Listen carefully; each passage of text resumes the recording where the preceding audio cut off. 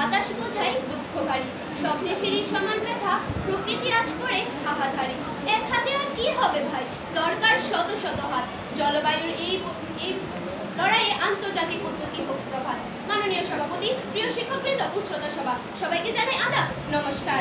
আজকের বিতর্কের বিষয় জলবায়ু পরিবর্তনের বিরূপ প্রভাব মোকাবেলায় কেবল আন্তর্জাতিক উদ্যোগই নয়, স্থানীয় উদ্যোগও আবশ্যক। আমিও আমার দল এই প্রস্তাবনার বিপক্ষে অবস্থান করছি। আজ আমি এই মঞ্চে বিভিন্ন তথ্য, উপাত্ত ও পরিসংখ্যানের মাধ্যমে এটি প্রমাণ করে দিয়ে যাব যে স্থানীয় উদ্যোগ গুরুত্বপূর্ণ হলেও তা আবশ্যক নয়, কারণ তা ততক্ষণ পর্যন্ত কার্যকর ও টেকসই হয় না যতক্ষণ পর্যন্ত না তার পেছনে আন্তর্জাতিক সহায়তা, প্রযুক্তি ও তহবিল থাকে। মাননীয় সভাপতি, জলবায়ু পরিবর্তনের সবচেয়ে বড় বৈশিষ্ট্য হলো এটা সীমান্ত মানে না। উদাহরণস্বরূপ বাংলাদেশ মাত্র 0.4% কার্বন নিঃসরণ করে, অথচ প্রতি বছর সাইক্লোনে ক্ষতি হয় 12,000 কোটি টাকার। অন্যদিকে পৃথিবীর মাত্র 20টি দেশ বিশ্বে 80% কার্বন নিঃসরণ করে। এখন আমরা যদি শুধু স্থানীয়ভাবে প্লাস্টিক কমাই বা গাছ লাগাই অথবা এলইডি লাইট ব্যবহার করি, তাতে কি আমেরিকার তেল কোম্পানি বন্ধ হবে? প্রশ্ন রয়ে গেল প্রতিপক্ষ দলের কাছে।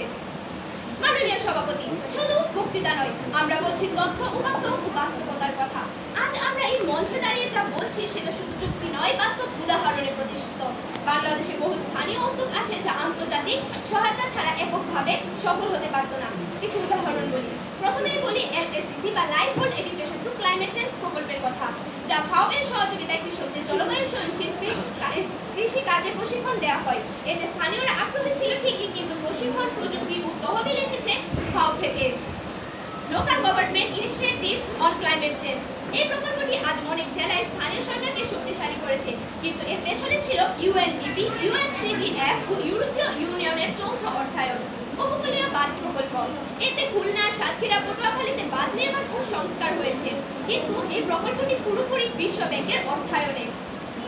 আরও একটি প্রকল্প ম্যানগ্রোভ বনায়ন ও স্থানীয় সম্পৃক্ততা, যা কিনা ইউএনডিপি ও জিইএফ ছাড়া কল্পনাই করা যেত না।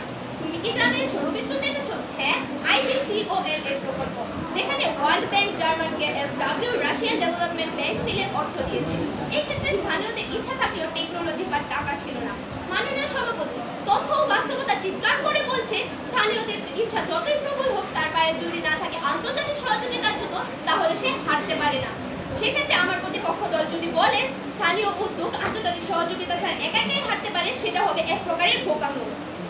মাননীয় সভাপতি, তারা উদাহরণ দিয়ে গেল দেশের স্থানীয় উদ্যোগ হচ্ছে যেমন উপকূলীয় গাছ লাগানো, জলবায়ু সহনশীল কৃষি, চমৎকার উদাহরণ। কিন্তু এর পেছনে কি ইউএনডিপি, ফাও, জিসিএফ, ওয়ার্ল্ড ব্যাংক ছাড়া অর্থ, প্রশিক্ষণ, ডেটা ও প্ল্যান্ট দিচ্ছে। এই স্থানীয়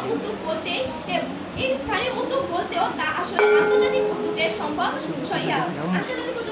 স্থানীয় উদ্যোগ। স্থানীয় মানুষ, তারা আরো উদাহরণ দিয়ে গেল স্থানীয় মানুষ প্রতিক্রিয়া করতে পারে, বন সংরক্ষণ করতে পারে, পানি সংরক্ষণ করতে পারে, কিন্তু এগুলো কোনো বৈজ্ঞানিক সমাধান নয়। তারা খরা এড়াতে কুয়ো খুঁড়তে পারে, কিন্তু মাটির নিচে পানির স্তর পুনরুদ্ধার করবে কে?